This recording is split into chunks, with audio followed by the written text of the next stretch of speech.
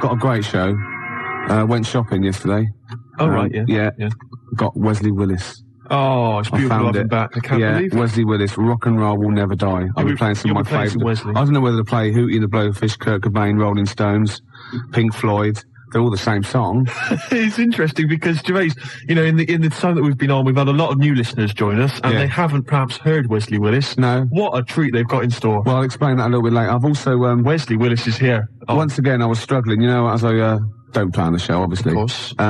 But my book exchange in the courtyard of my house, it's come through again. Brilliant. I've got a little book here. What was the last book you got from the book exchange? How to Beat PMT by Diet.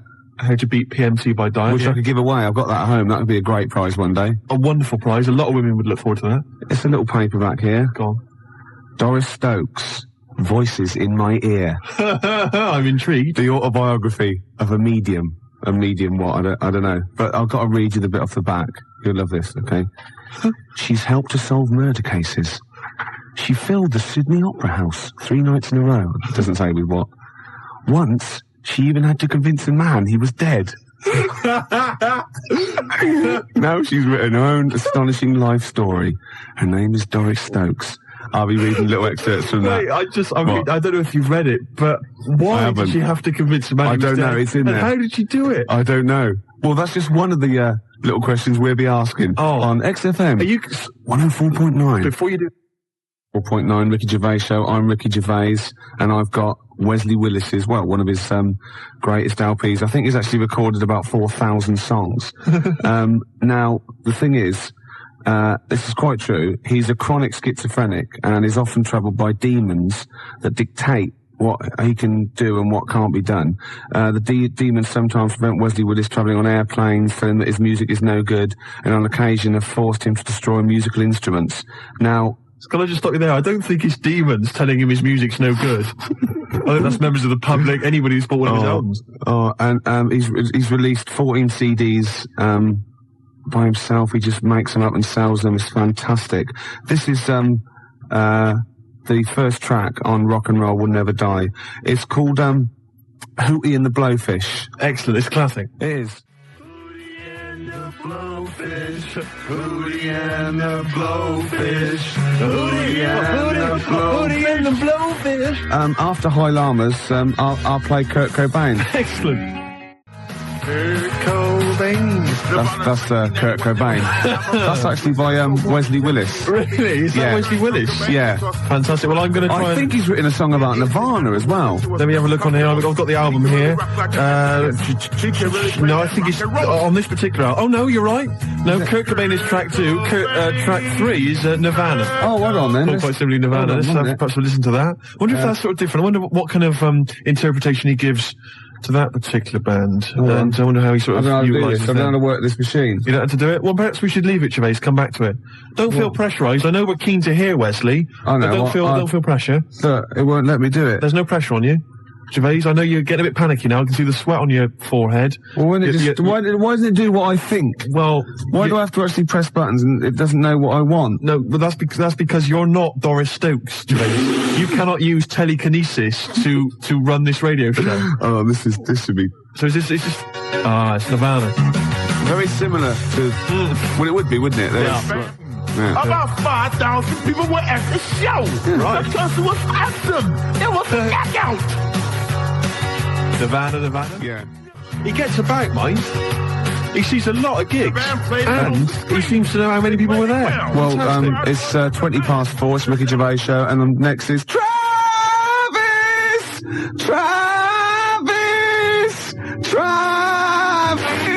Gervais, you're never going to be Wesley Willis.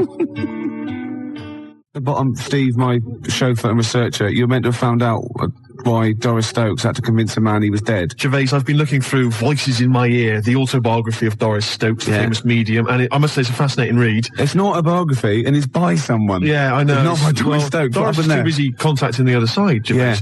Yeah. But basically, let me just answer that. Yeah, on the back it does say that once Doris had to convince a man he was dead. It's not as interesting as it sounds. Oh. He was dead. Well, obviously. And she saw him, you know, and he wasn't, she a big group of people, and he was like a ghostly figure, and he said, I'm not dead. She went, you are dead, get out. You've had a similar argument with someone once, weren't you, at a dinner party? Yeah. Yeah, you proved her wrong though, didn't you? Mm-hmm. So she just, that happens a lot though. Some people don't believe that, you know what it's like. Yeah. You go to the afterlife, no one tells you. I know. You're walking round, you're dead, about. mate, don't be stupid, you know. Exactly. She had to actually push the coffin lid down, apparently. It's Viagra he died of. I'm reading here about one of her first paranormal experiences. She moved into a house with her husband. There were ghostly apparitions there in the house, right? And it was haunted. She didn't mind. There was an old ghost called Polly. Yeah, it's lovely little ghost called Polly. Anyway, so Mrs. Johnson from nearby comes in and she's making a cake basically, and she says, we chatted for a moment. Any more trouble lately with the ghost? So Mrs. Johnson, no, old Polly's been quiet for quite a while now, but the words were hardly out of my mouth when the bowl of eggs I was baking with was torn from my hands and hurled across the room. Oh. Instinctively, I dived after it, did a flying tackle on the bowl of eggs, and caught it before it hit the ground. Now, I must say that Doris at this point has already lost a pair of tights. Oh, right? no. Polly's already had a pair of tights. Oh, no. Now the eggs are in danger. Oh, God. You can just stop that, Polly, I yelled furiously and slammed the bowl of eggs on the table. She'd already cost me a pair of stockings. She wasn't spilling my eggs as well. Oh, that's got to be a euphemism. That's got to be a dirty book. Doris Stokes there, fighting the paranormal. You can't lie with the dead, say what you want. Can we? Yeah. You can't libel the dead? No. So we can slag off Doris Stokes? You could say she drank buckets of, just after the break, we've got Oasis. You mean to tell me you can't libel the dead? You can't libel the dead, no. I don't believe that for one moment. You can't, it's true. That's ridiculous. It doesn't mean you can say, there's certain stuff you can't say anyway, whether it's true or not. It's taste and decency, and you couldn't say Doris Stokes drank copious amounts of horse spunk, because you couldn't actually say that on the radio, because that would be offensive anyway. Could I say, I mean, Catherine Cookson died recently. Yeah. Can I say that Catherine Cookson used to bend over the sink and her husband would... I mean, can I... Well, again, taste and decency. I mean, you know, you couldn't be sued for it. Like, let's see, you could say Doris Stokes was a smackhead, for example. Right. You know. It's not very interesting, though. No, because it was true. Yeah, exactly. She used to jack up all over the place. Yeah, and she used to... I mean, the trips she used to take... Oh, all that God. nonsense about seeing and speaking to people on the other side, that's rubbish. She was off her tits. LSD, I know. my love. Yeah. Hello. Hello. Hello. Did you listen to it? Oh, listen to it. Yeah. And you told me you don't swear. What did I say? You said bastard. No, that's all right. That's not swearing. And it? No, it's allowed. It's an illegitimate child. No, that's what you called up Steve. What did I say? You bastard or something. Why did I say that? I can't remember. Nor can I, know. Oh, I know, because his uncle bought him something and he told him he didn't like it. And he didn't appreciate it. No. Ain't that nasty, though? Old bloke, he's got wooden teeth, apparently. He got what? He's got wooden teeth. Oh, that's his granddad. His granddad's got wooden teeth or something, and he's got 3 left. And he said they have to cook meat for 8 hours so he can suck it. You're blinging terrible. I better start thinking of some things that happened to Bob, hadn't I? So I can get him involved. Well, he was a horrible little git. Who? Bob? Bob was. What did he do? I remember he had you up the hallway with Peter Miller teasing you and dropped you on your head. I was dropped on my head when I was a kid. How old was I? He must have been 2 or 3. Dropped you up the hallway. And what did you do? Belted him. What did he say then? Dunno. What did I... You're only playing. I landed on my head, right? And what did I do? Was I unconscious or did I cry or... No, you thought it was funny. Good job I landed on my head, isn't it? Are you going to continue to exploit your mother on the radio for cheap laughs? Yes. You are? Yeah. That phone call, a lot of questions are raised. What? The first one, obviously, that springs to mind, you were dropped on your head as a child. Yeah. It answers a lot of questions. Yeah. Gervais. You know, I don't even know who Peter Miller is. Where is Peter Miller now? Who is he? Let me be honest with you. Can I just be honest and confess something to you? Yeah. I have been making inquiries because I thought you had Creutzfeldt-Jakob disease. I did. I thought you had CJD. I'm absolutely earnest and serious about this. right? Because my dad once, we thought we thought he might be ill, and we had it checked over, and it was terrible. It was a terrible moment. I felt sick. Yeah. And that's exactly what I felt like with you. Really? No. But I did think you might have CJD, and I've been making inquiries. Yeah. The symptoms seem to be there. Gervais, you can barely string a sentence together. You're slovenly. You look at you. I mean, do you know what I mean? You let yourself go. You forget to wash. You forget to brush your teeth. I stagger home. You stagger home every night. Yeah. You don't finish sentences. Yeah. Do you know what I mean? It's pointing in that direction. So do you think I've got CJG, BSc, right? From the Agricultural College. 3 BScs. 0171580. 2000. Remember how it works? 01715802000. Please, can somebody who knows about these things analyse Ricky Gervais's symptoms and find out? There's got to be something wrong with him. We think maybe now that he was dropped on his head as a child, that's perhaps a clue. If you're a medical person, if you've done some research into this, please give us a call. Find out what's wrong with Gervais before it's too late. Perhaps it is too late, Gervais. You know, you're not a young man anymore. You're 37 plus. You're a goner. And so yeah, give us a call. 0171580. Oh my God, it's catching. Remember the tent you built at the back? Yeah. And I remember I didn't get it till I was 18 that Marsha had put the caption in the photo album, Ricky's Camp. Oh, yeah. You know I'm taping this, don't you? Oh, not again. Yeah. Good job I ain't swearing then. You did. You said at the beginning. See, I'm going to take that out of context. It's just going to be you going bastard. Just like I've got you saying arse. Listen to that, Muttley. Listen to that. Well, I'm asthmatic, can I? I'm asthmatic, can I? Oh, listen. Oh, I'm going to shut up. Just laugh a minute. Just laugh. I can't. What did you call me? I said I can't. So you can't say that on the radio? What?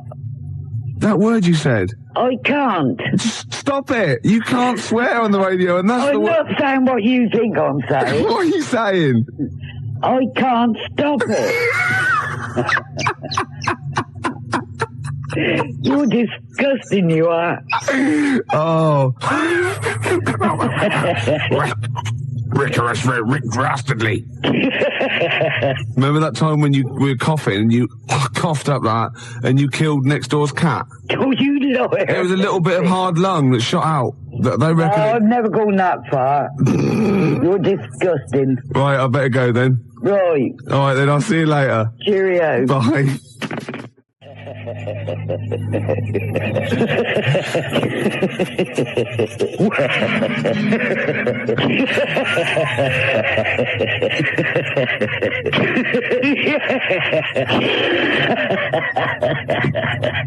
Classic Smiths. It's terrifying.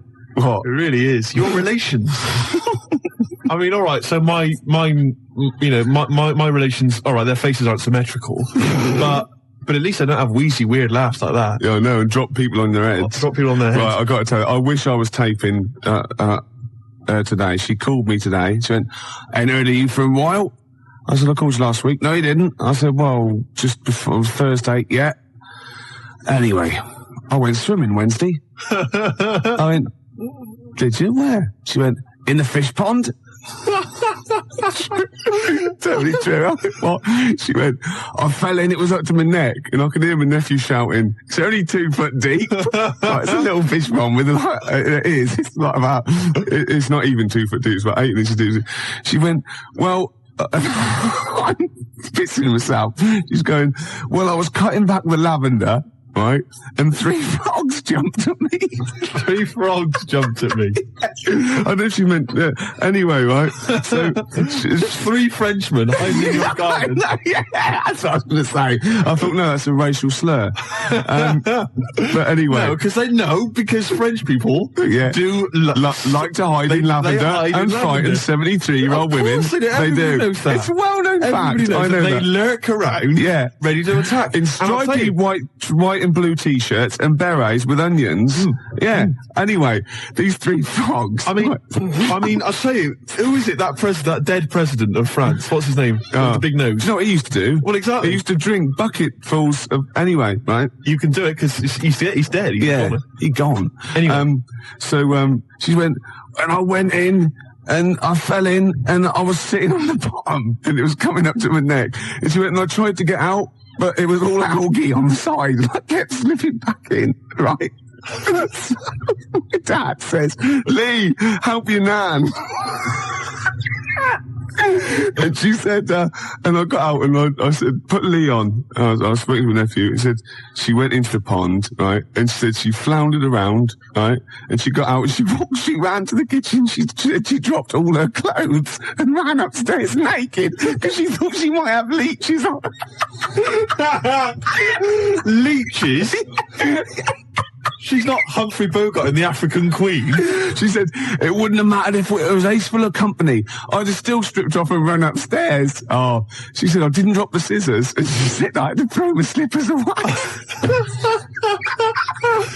So we're laughing at the fact that your elderly mother fell, slipped in a pond, could easily have injured herself quite seriously. Who knows? Now she could have sort of leeches. Yeah, she's probably got leeches. Any kinds of... the Frenchmen scarpered. There was no sign of them. Gone. Well, they're like that, aren't they? The French. All they found was they just left a beret. I'll tell you, the French, I mean, you know, any sign of trouble, Gervais, they're out of there. Oh, I mean, God. Oh, I just like the idea of just running into the kitchen and stripping off just a ball of slime. And they're upstairs. I couldn't wait to get in the bath, she said. Yeah, and two ladies from next door, from the Women's Guild, just sipping tea. Oh, there she goes. There goes Mrs. Gervais. Naked as the day she was born, covered in algae. Oh, God. That's a Gervais for you. Oh, it's one of my... Blood on the Tracks. And that was for, Doris Stokes. Oh, the late great medium Doris Stokes. Yeah. We play that for her. Yeah. Who apparently, Doris apparently was a prostitute. She was a whore. She was a whore. Yeah. You can't libel the dead. You can't libel the dead, that's not libelous. No. No. Yeah. She apparently went at it hammer and tongs. All the time. Anybody that had a check. Oh, yes. Gervais, maybe I won't. We've had a good 8 months in radio, haven't we? We've had a bit of fun. We've had a bit of fun. I was going to tell you about something, but what I'll do is I'll tell you in a minute. It's a short one, that. Is this the one? Yeah.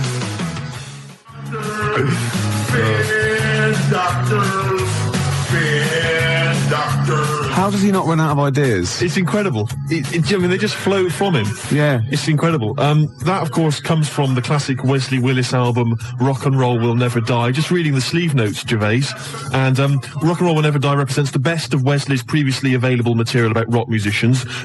His personal quote is, "This CD whoops the llama's ass with a belt." Not sure I know what that means, but anyway, apparently... Doris Stokes knows. Hey, you can't label the dead. No. Well, Wesley says...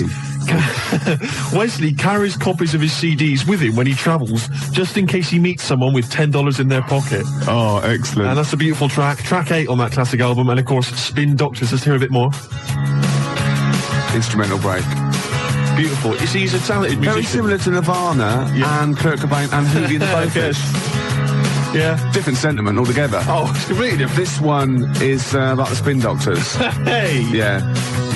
Well, that's enough. That was for Laura. Anyway, I wrote me a lovely letter. Remember we listened yesterday, last week, sorry, I was going about, and we could do the best of Ricky Gervais. Yeah. So I could just, like, get bits off the logging tape and package it, and we wouldn't have to come in. We could, like, sunbathe or something. And she said, maybe you could do, the best of Ricky Gervais, all the things that didn't happen. All the things we said we were going to do, and then didn't. And, there are quite a few.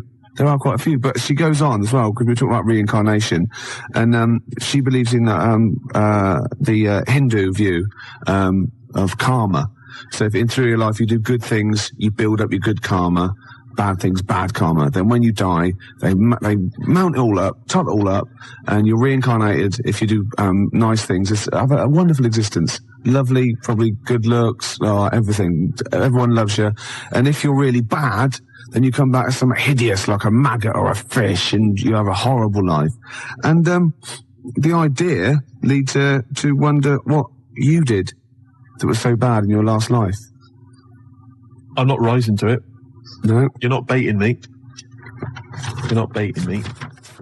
Gervais, can I just say, we've had some fun, we've had some laughs over the last couple of months. Yeah. But I'm a little bit sick and annoyed about all this slagging me off, claiming that I'm some ugly, grotesque freak of nature or whatever. Because we're getting loads of faxes coming in saying, "Steve, you're a freak, you're an inhumanoid," and all this sort of rubbish. And it's not true. And you've perpetuated this myth for a long time, and it's getting a bit irritating. It's winding me up. And as I've said to you before, I got into radio. I got into this broadcasting thing where the chances of becoming a celebrity are fairly strong. Right? I got into this in an effort to meet women, to get a lady. To get a lady. Yeah. Do you know what I mean? And it's not helping me out with all this. Well, I told you shouldn't pick careers based on whether you can get a woman. Well, like the gynecology thing. That's why that fell flat. Yeah, but that was going all right. I mean, I overstepped a few times. You know, I just sort of remember I mentioned to that woman that we should just go back and sort of like a The first thing you say, exactly. And the other thing is someone could just say,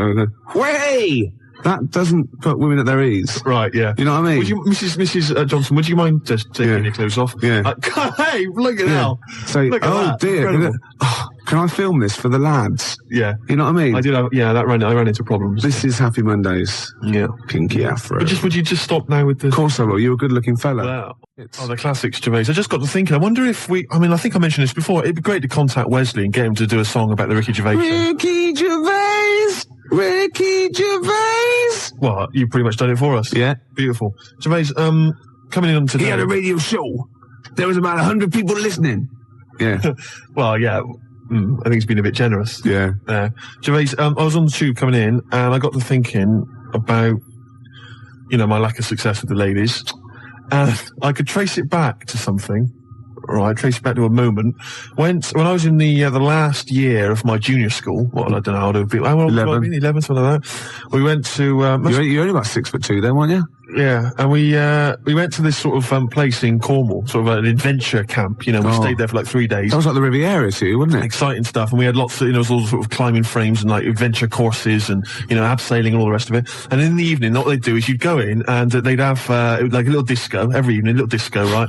And I remember they played that tune, that theme music from do do do do do do do do do do do do do do Jan Hammer, whatever that was called. No, it was Beverly Hills Cop. Oh, it's left. Beverly Hills Cop. And Yeah. remember that one? It was we're only bugging. Bug. Yeah. Bug. It was that as well. That was a big tune. And also Living Doll by Cliff. And even though they and the young ones. And we'd all queue up before we went on the dance floor. We'd all queue up, and they'd give us little cups of soup. Don't know why. Little oxtail soup, I remember. It was quite nice. And then what happened was, I don't know, we must have been a bit older, because the guys... Doris Stokes used to spike kids' soup with heroin. That's true enough. That is absolutely true. You can't libel the dead. No. And we must have been slightly older, because all the kids, all the guys, started to ask the girls, like, to dance with them, cheek to cheek style. It was the first time that this had happened, And suddenly I saw, like, girls and guys dancing together. Couldn't believe it, right? Yeah. But instead of asking a girl to dance, like any normal human being, every other guy was asking a girl to dance. I went round with a notepad, right? I went round with a notepad, pretending I was a brain surgeon.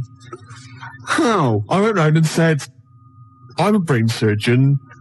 I want to analyse if you're mad, so I can do surgery on your brain, and I would ask them a series of questions. How old were these girls? This not just the girls, this was blokes as well. While they were dancing, smooching or whatever, I'd go up to them. What did you think this would achieve? And say, can I ask you a series of questions? I'm a brain surgeon. And I thought it was funny. I thought it was charming. Wacky? I thought it was charming and funny and wacky. I know, I'm meant to go, who's that funny 11-year-old freak, right, in the clogs and overalls? I wouldn't mind dancing with him. That's what I was thinking. Yeah. That's what I was that's thinking. even sadder. I thought that kind of wit and zany charm would somehow... I'll stop you there, Steve, because you're boring me. After the break, some Beatles. I shouldn't be so blunt, should I? Yeah. It doesn't help, does it? Doris Stokes, right, is dressed like a dominatrix, right, and she's dripping hot wax onto the naked torso of Arthur Millard. Yeah, of course he is. Right, and he in turn is being pleasured, right, by Dusty Springfield. Dusty Springfield's not dead. What? You twat. Dusty Springfield's not dead. Yes, she is. No, she isn't. She is. Of course she's not. She's dead. Of course she's dead. Of course she's not dead. Who am I thinking of? I don't know. Dusty Springfield's alive and well. And playing with Arthur Millard. No, she's not dead. Oh, God. Well, excellent. Oh. It was going so well, wasn't it? Oh. I like the bit up until then, though. Yeah. I like the idea of her and Millard. Well, that's all true. In a farm. we can't do that anyway. Still, see, you can't do that on the radio, talking about that sort of thing. I'll tell you what, though, if we're going to pick on a dead person, why pick Doris Stokes? I don't know. The one dead person you don't pick. I know. God. I'll have to convince her she's dead. But even in real life, she'd harness the powers of the dark side, so we don't really want her to get on our, She liked the dark side. Getting on our That was her backs. favourite. She's getting on our backs. Don't get me started on that. Oh, goodness me, it's just nothing but innuendo and Dusty libel. Spring, I don't believe it. Play records, We're in Gervais. trouble We're now. in trouble. Oh, God. You should have picked someone like Scylla, who is dead. Yeah. Muff Shandy says turn it up. Earplugs are gay. Earplugs are gay. Hear what I say now. Earplugs are gay. Get them out the way now. Feel the need to make them bleed. My brain needs noise to speak. Mother. The new single by Muff Shandy. Earplugs are gay. But what I was going to go on about, what I was actually going to say is, I don't know if I can say the word twat, No, you can't. but when I was a kid and I first went to senior school, I started to learn all these swear words that I didn't know. Of course you can say the word twat. Right. You're not meant to. I started learning all these swear words, and I went home and I started using the word twat. I just thought it was a slightly stronger version of twit. Yeah, yeah. Just it's a bit tougher for some reason. Yeah. And so I used to go around saying that, and I'd go, my sister would say, stop ruining my Lego, and I'd go, you twat. Yeah. And, make your bed, Steve. No, you twat. I'd say to my mum, right? And I didn't realise what it meant. Right. And my dad, right, he didn't really know much about swear words, so he started using it as well. He started going, oh, you twat, Steve. And, do you want to clean the bath? No, you twat. And we just started using it all the time, right? Yeah. So then at school, Mark Johnson told me what it meant, Yeah. right? Obviously, I'm stunned. I'm thinking I can't go around calling my mum a twat. Yeah. So I just stopped using it. Yeah. Like that, just stopped using it. But I didn't have the guts to tell my dad what it meant. Oh, no. So he carries on using it, and to this day, we were driving along, he'll say, to my mum, Elaine, watch where you're going, you twat, you great big twat. And I just want to say to him, Dad, don't say that to my mum, because she knows what it means. Oh, no, But really? She's not going to say to him, Oh, God. Ron, would you stop saying that word? Because, Yeah. Same thing happened to me. My dad still says fouch. does he? Yeah. Oh, Felchin, talking of that, right, it's Doris Stokes. Yeah. She's got this huge... 4 sailors Four and a sailors. big bucket and like a weight and warm jets and hurricane. So they haven't actually told you it's your last show? No, It's not official. Well, they wouldn't, would they? They'd be mad to. Yeah. They usually tell you, when you come off, they go, that was your last show. I mean, See, I'm annoyed because if I'd known it was the last show, I'd have, led on something special. what, a buffet? Yeah, we could have a nice little buffet, invite round all the listeners, Yeah. into the building. Yeah. Could have probably squeezed them in the studio, in fact. I'd have thought so. Yeah. Got them all in, I could have put on something nice, probably like a ball gown or something We could special. have prepared the show. We could have... No, that was never going to happen. Stupid. Rome, do the jerk. Good advice. Yeah. See, not all rock and roll's just like bland nonsense. When in Rome, do the jerk. Shall I give it away? As it's the last show? Man alive. Yeah? What Shall I? a way to go out. Yeah. Giving away the autobiography of Doris Stokes. Voices in my ear. Incredible. Lovely. A paperback from what, 1972? I think so. I remember Doris Stokes was the medium, an elderly lady about sort of 60, and she filled stadiums in the 70s and 80s.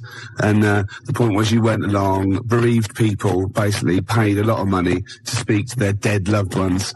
And don't forget there, Doris Stokes, the whore, because you can't libel the dead. You cannot libel the dead. Doris is gone. We're going to say what we want. Yeah, so that's gonna... Apparently, she wasn't even very good. No. No, you'd pay your money, and she just used to lie there, nothing. You didn't even get a bit of a sort of contact with your elderly father, Pig. Yeah.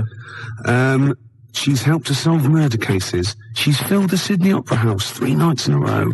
Once she even had to convince a man he was dead. Brilliant. So, be thinking of a prize for that. I mean, the phone line's 0171 580 2000. Might be your last chance to give us a call.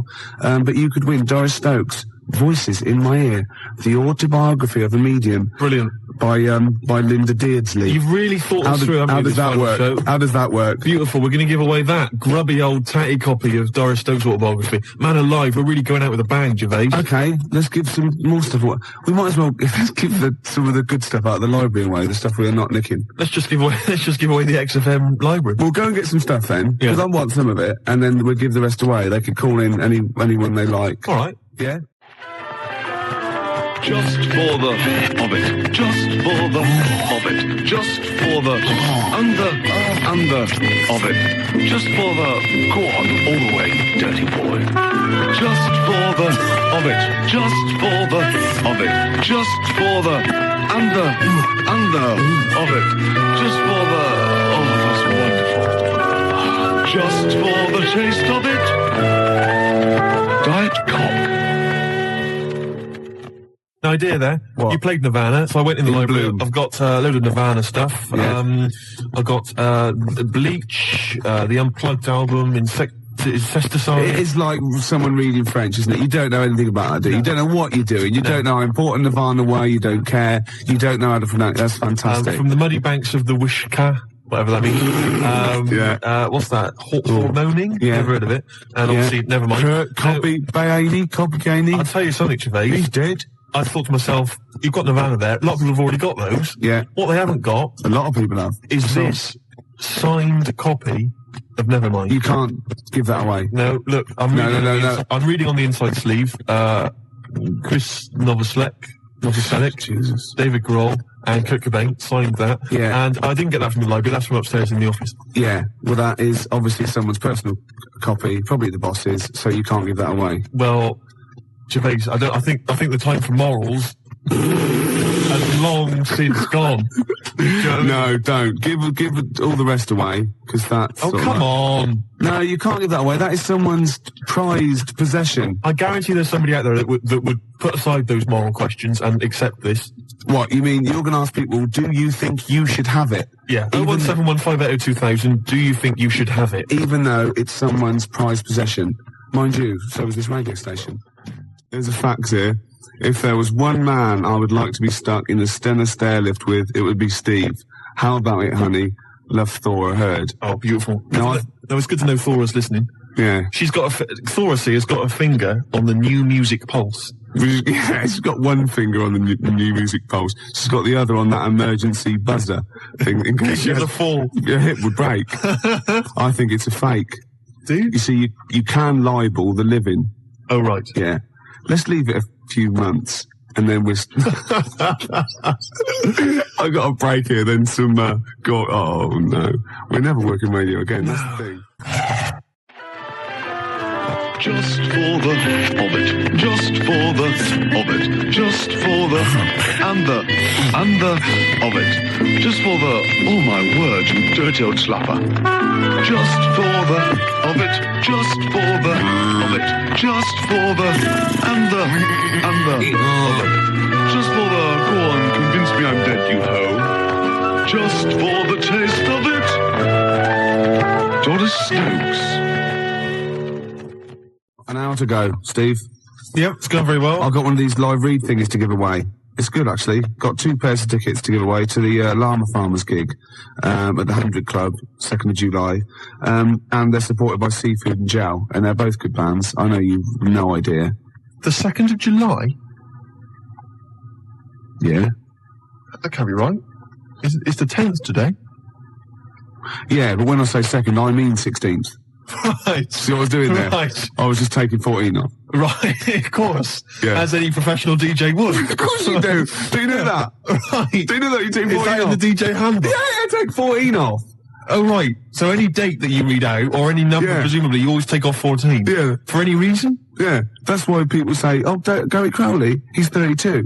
Right. See what I mean? They've taken off 14. Yeah. I understand. Carry on. Sorry to criticise. At the 100 Club on, well, when I say the 100 Club, Right. the 86 Club. Sure. The 86 Club on Oxford Street on July the 2nd. Yeah. Right, yeah. Which is, actually, that's just 5 days away. Yeah, incredible that. Oh, 01715802000. It's beautiful, isn't You know it, what I mean? Gervais? I can't believe I haven't got a job at the end of this. Oh, God. They're going to sack you, and it's the most justified sacking in the history of man. Can you imagine going to the European Court? Going to the European Court. I was unfairly sacked. Gervais, I'll stop you there. Yeah, the judge would go. Yeah, he's European. Ricky Gervais. Yeah, I accept fair. Well, yeah. Yeah, okay. Yeah. Take the book and read this. Of course you can't, can you? What's that? No, forget it. Yeah. I swear to tell the truth. Oh dear. Under an hour to go. This is for you, Steve. This is Stevie Wonder. No, I love it as well. It's a great choice. And it's just to say thanks because, you know, you've been good for me. Cheers. It's been great. I couldn't have done it without you. No. And I just think, if you'd have been sort of normal looking, or you could have got a girl, it wouldn't have been as funny. Because that's been most of our material. Let's be honest. You know what I mean? So just don't ever change it. Okay. That song as well, Blood, Sweat and Cum. Let's have a listen. Can you play it for me? Yeah, okay. Got Canfield to voice it, because he's a bit like Vance. The stunning new single from Brain Mangle, Blood, Sweat and Cum.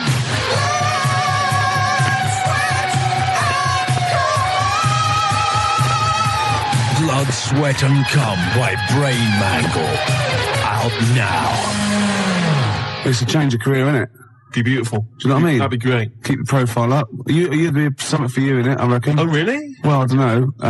Drummer? Well, a lot of those heavy metal videos have people sort of, kind of ugly creatures. I was going to say, like Metallica, they have like things that sort of like morph into you. Exactly. That'd be amazing, wouldn't it? That'd be great. I could see myself. That's a new career opening up for me. Oh God! That'd be amazing. I'd be like horror films. He'd be like the special effect that isn't a special effect. I know, but they'd save so much money. You wouldn't need like computerized morphing stuff. You wouldn't need like makeup, prosthetic makeup. Oh, that'd be amazing. I could become a star of zombie films. Oh God! Do you know what I mean? Seriously. But we'll do the heavy rock thing first, yeah? All right. So anyone out there, any rap company, I'll do Earplugs Are Gay or Blood, Sweat and Cum. Just work down a verse, right? And Steve's in the video. Yeah. We're laughing. Hello. Thanks for the card. Oh, you got it then. How old am I then? 37. Yeah, I know. 37. Yeah, soon be 40. Yeah, all right. You're cracking up the hill then, boy. Always begins at 40. Yeah? Yeah. What happened when you were 40 then? I started going out with Joan Johnson after I've been locked in for 20 odd years. Well, thank God she was the youngest. Eh? Why? The last one. Who knows what the next one would have been. Well. Been catastrophic. No, go on, keep going. Catastrophic. One more go. Catastrophic. You haven't got your teeth in, have you? No. Oh, you filthy Animal. Oh, you haven't got your just teeth eating in. my dinner. You're eating your dinner with no teeth. No, I took it. I've eaten my dinner. Oh, that is disgusting. So why did you take your teeth out for We then? have to wash them. There's nobody here. Only your father and he ain't anybody. Oh. Do you still crimp the pastry with your false teeth? Because that is disgusting. Oh, no. It's Darth Vader. It's like Darth Vader. You are disgusting, Rick. Oh, God, I can't believe you haven't got your teeth in. Well, it's difficult to say catastrophic. Oh, God. Well, let me hear you say it. Catastrophic. That's it. Yeah. That's what I meant. Yeah, I know. Right, all right then, I better go now. Right. Right, see you later. Cheerio. Bye. Best ever Ricky Gervais Show. Almost certainly. Almost. That was for Becky, who's having her wisdom teeth out tomorrow. Don't envy her. Oh, no. No, do you know what they do? What they do is, right, they tie you down and like, you look like Hannibal, and no, it's fine. They've got anaesthetic these days and everything. Apparently so. Not in Bristol though, do Not they? in the West Country, no. They still tie it to a door? Well, to be honest, if you've got dodgy wisdom teeth, you're a witch. It's as simple as that. It's as simple as that, Gervais. You know, they wheel you out to the ducking stool, Bob. Yeah. And He still works there, does he? Yes, he does, yeah. With his two brothers, also called Bob. I know. Get on with it, get on with it. And this is a different Becky and Laura. They wondered if I showed you those nice pictures they sent through. Oh, what were they of the apes? The apes. Yeah, you didn't laugh, did you? Brilliant. Well, that's you, Steve. Ha, ha, ha. I got facts here from Bernard. He says, I'm a regular listener and I want to know, why is Ricky being taken off the air? Bernard, if you don't know the answer to that, you're not a regular listener. Which is a shame because we've had a few other faxes and stuff. I had a letter. This is the first letter I've had for years. It says, "We love Steve. We pledge our alliance to all forces, amphibian or insectile, and we worship the grand fish monster." So I'm getting kind of positive mail like that, and it's too late. It's too late in the day. That is positive. That's a lovely letter. A lot of people, most people would like, envy you. The fish monster. Yeah. Oh, that's Believe fantastic. me, that is a sign of affection. Yeah. Michael Schumacher's won the British Grand Prix in a very confusing finish. Matt, can I stop you there? Have you got any fun stories? Yeah, Matt, haven't you got any sort of Two Ronnies style news stories? No, there's no fun. It's news, there's no fun. No, Two Ronnies style, a man with a meat cleaver has been terrorising nudist colonies. Inspector Wilson of Scotland Yard has had a tip-off, but he expects to be on duty tomorrow. Or like Scotland Yard had all its toilets stolen, police have anything to go on. That's what we want, that's what everyone's after. Oh, right, no, nothing as interesting as that. Okay, go on. Carry on as you are, sorry. Okay, right. News with nothing really silly. I'm Matt Johnson. That was good. It's all right, yeah. You want stuff like, a lorry load of wigs has crashed on the M4, police are combing the area. That's what you're after. You're in news. Can you libel the dead? I'd rather steer clear of any controversial comments, if you don't mind. Okay. No, I didn't mean you. I didn't expect you to. I don't think you can, but I'm not sure. What do you think of Doris Stokes? I think she was a very talented lady who brought joy to a lot of people. That's fantastic. So you don't think she's a prostitute? Absolutely not. Steve? Yeah. We gave away those CDs. Hey, great giveaways. Just good radio, isn't it? We've got CDs to give away. Tickets, and that's good radio. Do you remember who won them? What, last week? Yeah. Well, no. Right. I've got to get them back. What, are these the CDs that we took from the library? Yeah. Anyway? I've got to get them back. 0171 580 2000. If you won those CDs, could you give us a call? Well, why should they bother? They're probably busy listening to them. Do you know what I mean? You can't give something away and then take it back. Yeah, I need big time. I've got to get them back. We've had a bill for the computer as well. That's mine. No, it's not yours. It is mine. It's not yours. I procured that. That is mine now. No, that technically counts as ownership. Listen, Gervais, it's not yours, all right? I've told you this before. I've explained this to you 100 times. What? All right? If you urinate on something, it is not yours. It does in the cat world. That's what cats do. That is what cats do. They go around their territory. That's theirs. They urinate on it. That computer's mine. If a cat urinates on something, right? Yeah, in its cat philosophy, it owns that. I agree. That's a sort of what do you call it? A sort of territory thing. What's the difference? You're not a cat. No, I know. You're not a cat. That's discrimination. No, you're not a cat. You can't live life by cat rules. Well, I've got loads of stuff like that. My flat's full of stuff that I've got like that. What? Yeah, I've got 2 telephone boxes. Right. I've got a cash point machine. Yeah. Glyn was furious. He was getting out money. Right. Side of a church. That's yours. Yeah. 2 BMWs. Well, I had 2. I've got 1 now. What happened? The second one, the owner caught me and he started doing the same. And because I started first, I finished first, so he finished last, so it was technically his again. Is that how it works? Yeah. If I piss on something, then that's mine. Yeah. But if someone else pisses on it, then that's theirs. Yeah.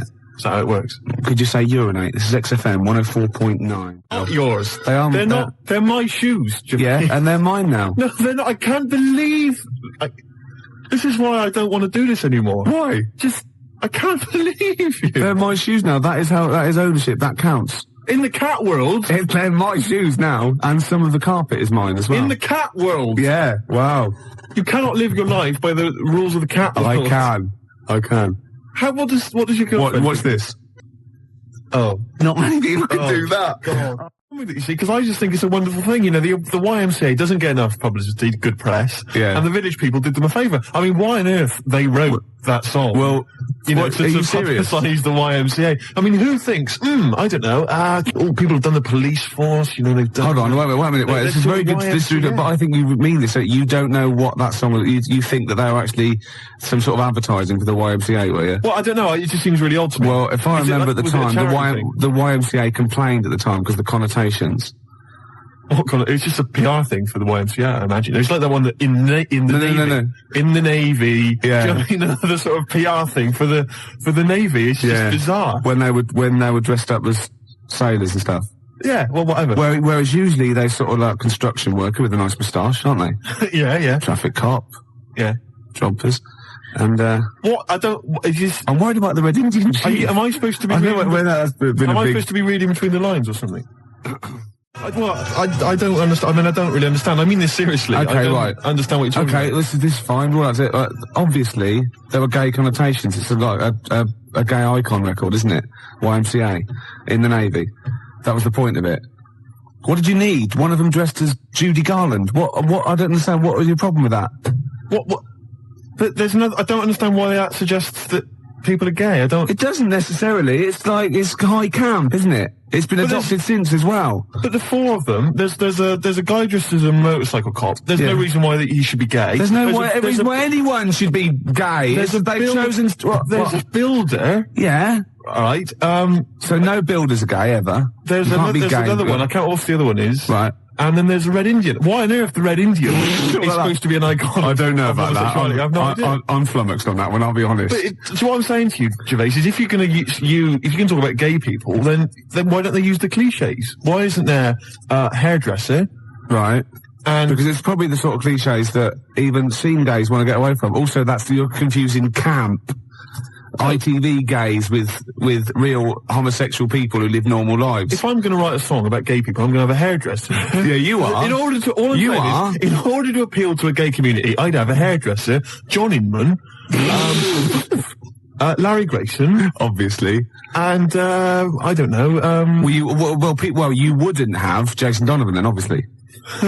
Because he's not. So you wouldn't have him, would you? No, I wouldn't have Jason Donovan. No. Well, I wouldn't have Philip Schofield. Well, I wouldn't even have. I wouldn't have Andy Peters. Right. I wouldn't have Andy Peters. Okay, I'm getting scared. Shut up! I would not have Andy Peters. I'm getting scared. I would not have Andy Peters. I've been watching a lot of telly over the weekend. All right, go on. Yeah, been fantastic. My favourite. I don't know if you were in the week. I was briefly telling Claire about it. 3, 2, 1. Well, here we are again, XFM on a Saturday. Just gone 1 o'clock, Steve, if I'm very much mistaken. But we're not here as such. We're away again, gallivanting around. We've got to do the special sort of best of again. Okay.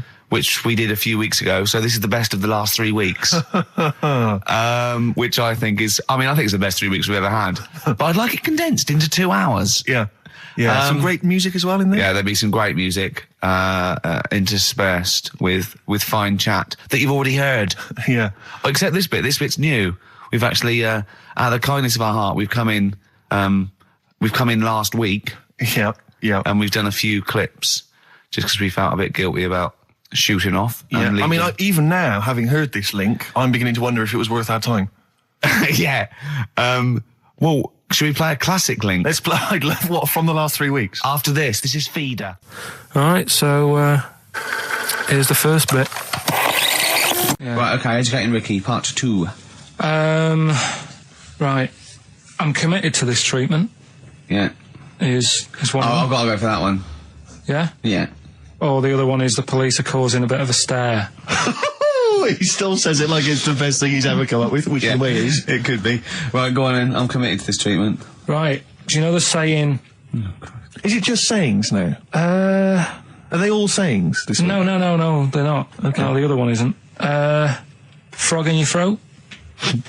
The saying, there's a frog in your throat? Yeah. I assume it's when you croak a little bit. You sound like a frog. No. Right. Might seem a bit weird, this one, right?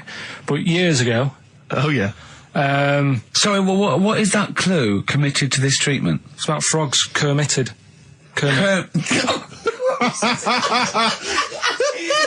Probably works better with a K and an ER written down. Well, also, if you pronounced it Kermitted, yeah, but not committed. Committed to this treatment! Right, go on then. That's genius. So, yeah. Well, what? You go to the doctors and you go with throat hurting a bit. Right. And what they did ages ago. Ages ago? What year was this approximately? We are going back quite a bit with this one. Oh, okay. Go on. And the doctor would say... did history. Imagine years ago. Go on. And the doctor would say, right, keep your mouth open and I need to look at your tonsils.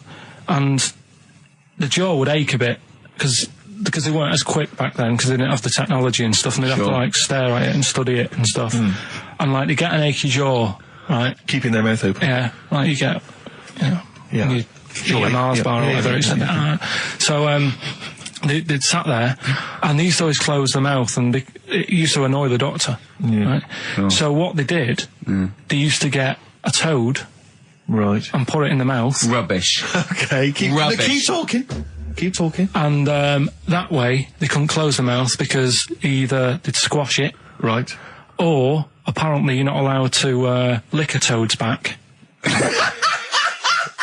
So the doctor would have them for breaking the law? No, but it's poisonous, right? A toad's back. You should never lick a toad's back. Or put it in your mouth, really. Oh, just stop for a second. Wait. What? Can I just ask one question? Go on, yeah, ask one question. I've got a few, but go on. Sure.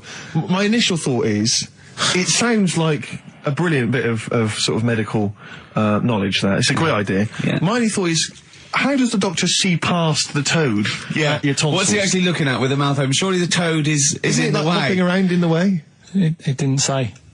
Sorry, and my first question is, was this on the internet? Yeah. Yeah, okay. Carl, that is bollocks. That is, I mean... Well, alright then. Let's turn this round. Where does the saying, you got a frog in your throat come from? Probably because you sound a bit croaky. Probably that. Probably because you sound a little bit like a frog when you've got a sore throat. Carl, did you not question it just for a moment when you read it? Just for a second, didn't you think, that seems an odd approach? Firstly, why a frog, of all the different species? Because it's poisonous. A toad. No, a toad, so it's a toad as well. Yeah, well, that it worked. I'm committed. Worked. No, my point is it's frog in the throat. I was going to change it to, have you heard the news Toad Day? But I went with the frog. Oh, God! Right, so that's rubbish. So that's rubbish. Next, can I have, Let's play a tune, let's come up with the last one. Can I just say... No, just play it. Yeah? Yo, Carl. It was my birthday, right? Went home after working with you a couple of Saturdays ago, right?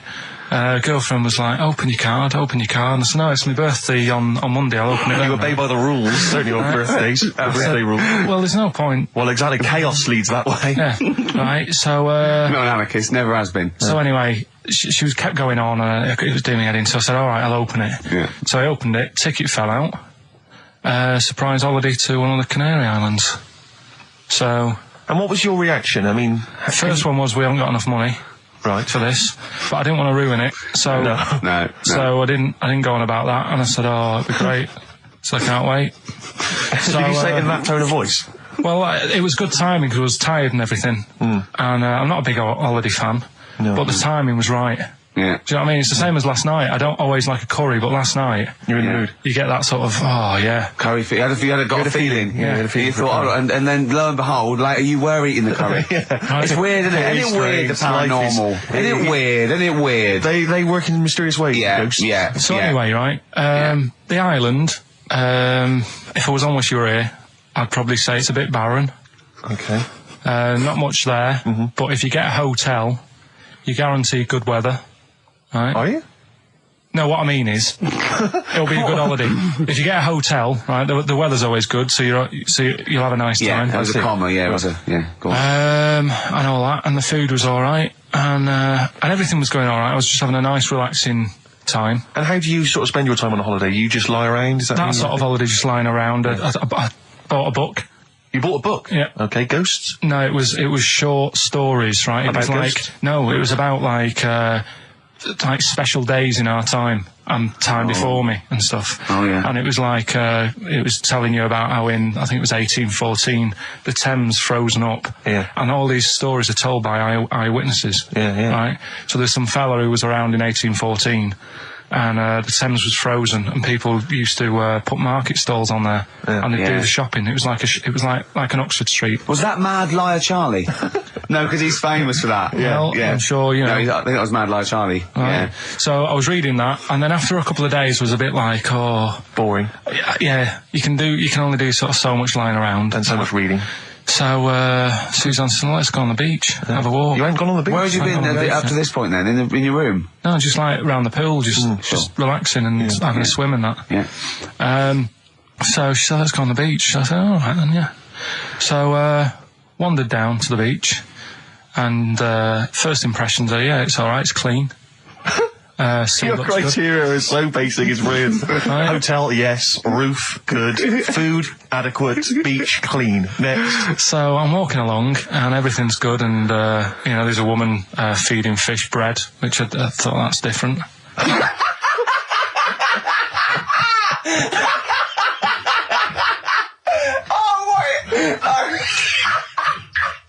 I love that. He likes originality. He loves a bit of originality. He was feeding fish bread? This woman was there, like, up to her knees in water. Yeah. And she was stood there. Was that a sea? Chucking, yeah. All right, good. Chucking this bread, and I thought, what's she doing? And I stood there and watched for a minute, and there was little fish coming up, having the bread. I thought, So I carried on walking, and everything's going well, and then this fella comes towards me. Everything's going well. Yeah, I haven't fallen over. Clean feeding bread. 2 points for originality. Fella comes walking towards me. Oi, oi. He's only got no pants on. Oh. So I said, Suzanne, what's going on? Why did he turn to her? Like she knows more than him. So she said, oh, yeah, it's, she said, yeah, it's a nudist. Is this going to be a long story? Could you pour that coffee? Can you give me that coffee over? Sorry, this is really bad. Yeah, because he's poured... Thank you. Just amuse yourselves while we sort the coffee. Tk you very much. Dave, do you want I'll have a cup of coffee, Carl. Right. Thanks, yeah, cheers. Cold. Right, good. Okay. So... Great. Thank you. So she said, yeah, it's a nudist beach. So I said, well, why, what? I said, we're all it's all mixed up. Normally on a nudist beach, it's a nudist beach and you don't go wandering on there when you get your clothes on and that. So it annoyed me a bit, because there wasn't any signs. So this fella's getting closer. Well, the knob out was a sign. Yeah. Right, so he's getting closer. And he walked past me. It was an old fella. And he walked past and he had a hat on and a little pipe. And a big rucksack on his back. Right, so he got me thinking... Not strictly naked. I'm walking along and I'm thinking... Right, why do people want to do this? So straight away, I wasn't on holiday anymore, because most of the time when I'm on holiday, I don't think about anything. Right? Your mind's a blank. I just switch off. Right? But all of a sudden, this has got in my head now, and I turn around to look at him, and... Check out his eyes. And this bag, right, I swear, it was massive, right? What? You had a massive bag? The bag. His rucksack? His rucksack. Oh, right, okay. When he said there was an old couple coming towards me, I said, what was lower, the bloke's bollocks or the woman's tits? And he said, well, that was another point. She might as well have worn knickers. Because you know, so you can see it. That's what he said to me. So you saw the bag? So it annoyed me, yeah, because the whole idea, innit, this is what I think, I mean, I might be wrong, right? Might be wrong. Chances are you never have been. You never have been before. Being nudist, right? What's it all about?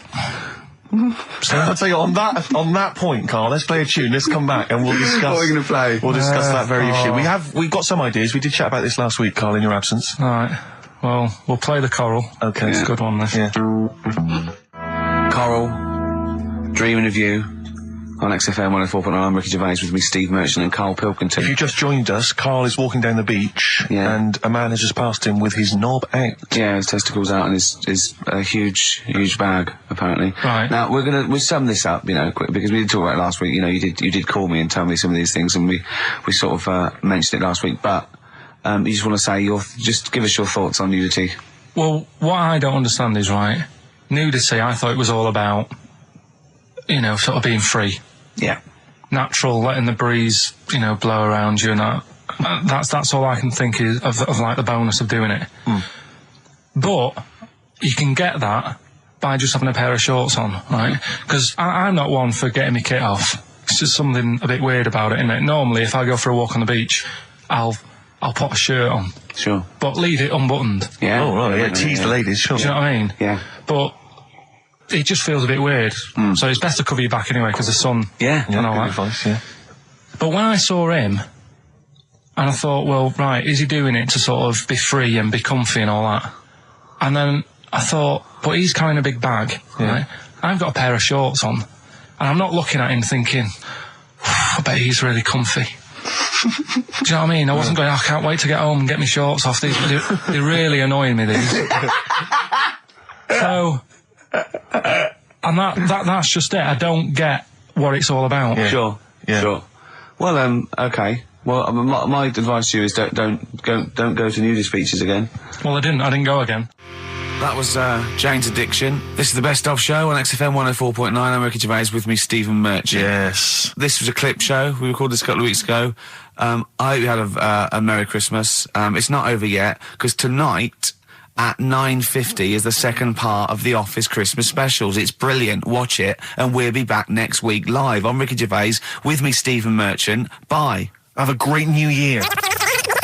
Can I just tell you a story that Carl told me a couple of weeks ago? Is this another ghost story? Another spooky story? Yeah. I called him out. I was, what are you doing? He said, I've just been reading ghost stories again.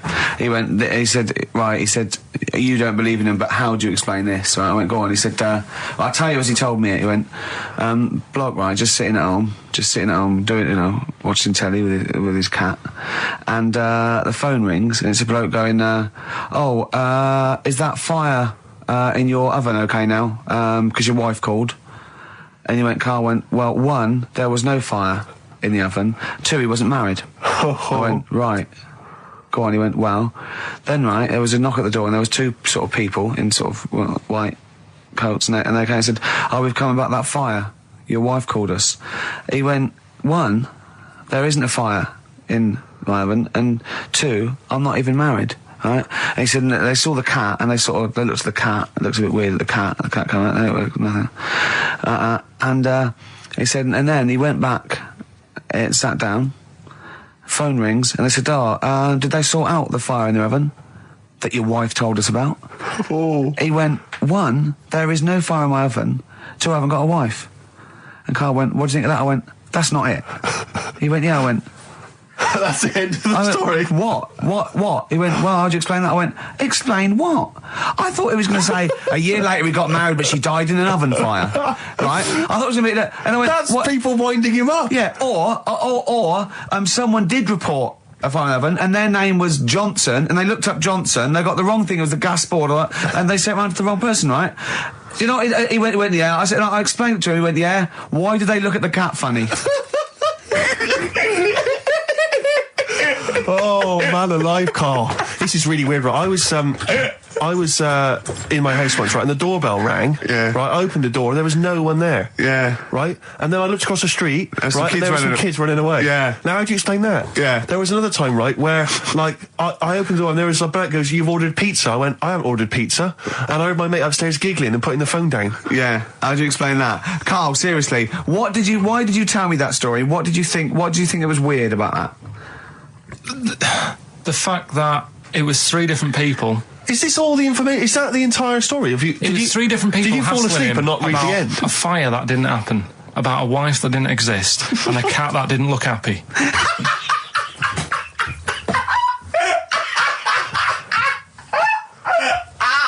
Oh, I'm gonna have a heart attack, Carl. What? I mean, why did they look at the cat funny? Because cats don't like spirits, do they? What? The other blokes were ghosts? Yeah. Yeah, that's it. So these are kind of beetle about type ghosts. These are ghosts who walk the earth as the undead, just winding people up slightly. That's lovely. That is lovely. Seriously, and a cat that did not look happy. But seriously, why would ghosts wander around just like winding people up? Oh, maybe something did happen there years ago. Some fire. Some woman might have died in a house of a fire or something. Yeah. And it's sort of all happened again. Yeah, it's certainly a mystery. It's a mystery. I mean, I can't. What's this book you were reading? You were reading a book, which is interesting enough. It was the Fortean Times. Oh, Carl. Yeah. Well, I don't know what to say. But we're talking about MTV, right? And I was feeling a bit nervous, wasn't I? About like, the way I look. Right. And what have you. And then I watched a bit of Celebrity Big Brother and all the fuss that Mark Owen's getting, and he's not that good looking, is he? He's a very. I want to be Mark Owen's mate. If anyone who knows Mark Owen or Mark Owen's listening, I want to be his mate. I think he's brilliant. I think he's a nice lad. But what I'm saying is, right, all the girls go mad over him. Yeah. And he's not that good looking, is he? Well, no, he's got. He is in a certain way, isn't he? That sort of non-threatening. But he's not stunning, is he? Do you know what I mean? No. Well, what's your definition of a stunning? Yeah. Well, who do you like? Someone who you look at and you go, God, they're good Which looking. bloke do you fancy? What bloke do you think's attractive then? So if I was into men, Yeah, yeah. In fact, you can still say a bloke's a good looker without fancying him. Who do you think is attractive? Probably. I mean, it depends what you're looking for. No, just looks. You think it's looks as well. Of course, yeah. Who do you say was attractive? Who do you say was like stunning in your definition? A good-looking lad. Yeah. Good-looking lad. Oh, look at him over there. He's.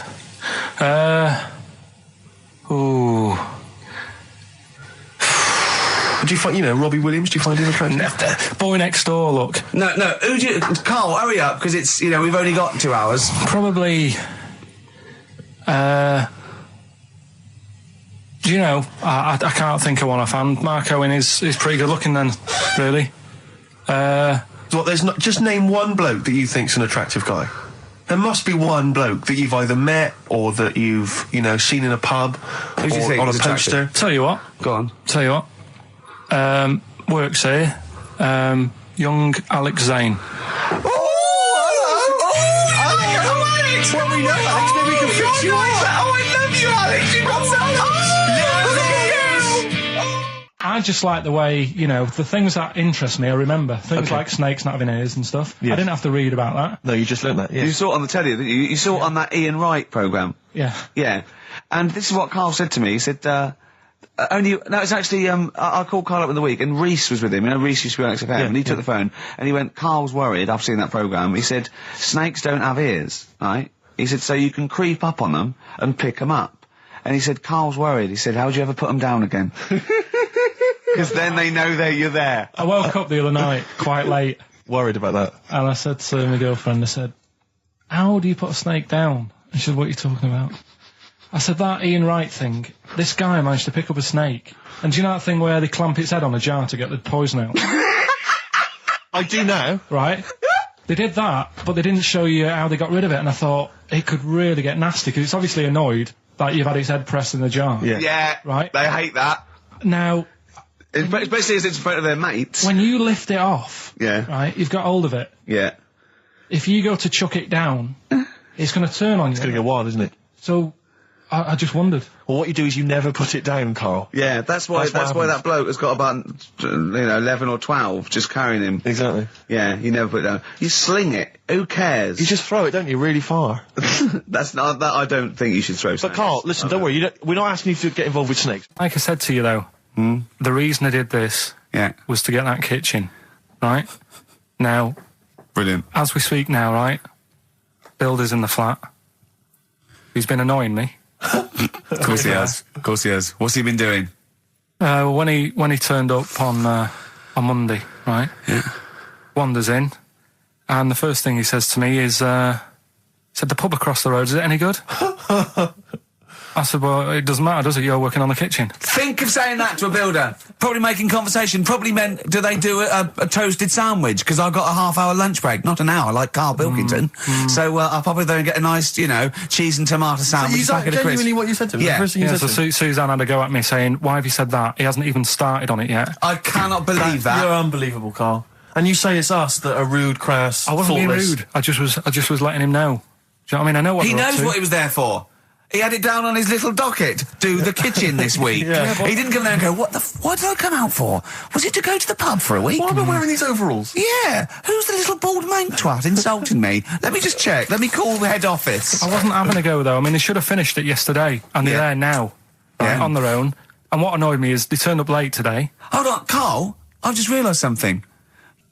They're probably listening to the radio. This, I assume, tuned to XFM, isn't it, in your kitchen? Yeah, but... they don't know it's me, do they? Do you know what I mean? No. They'd go, he's got a whiny mank voice as well. So's the bloke who owns this place. And the bloke who owns this place, when I said, what's that pub like across the road, said, well, you won't be bothering that. He's working on this. No, he won't be able to put two and two together, will he? You've suddenly, the penny's dropped, doesn't it? You've suddenly realised. Look at his face! Yeah. He's suddenly realised they might know it's him. And they could be listening, and they're going to clean you out, mate. Oh, if you are the builder working in, where is it? I won't say the address, but it's... Central London, isn't it? Yeah. Go mental. Have whatever you want.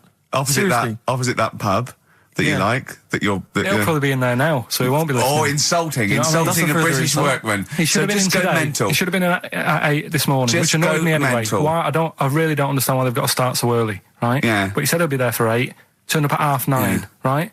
Wanders in, and what annoys me is he could have left all this downstairs. He had a paper under his arm, one of those crossword books, and a pot noodle.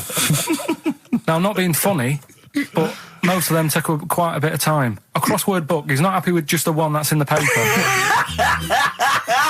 If you're listening, if you are the builder that's listening now, doing Carl's flat, what about pissing in the laundry basket?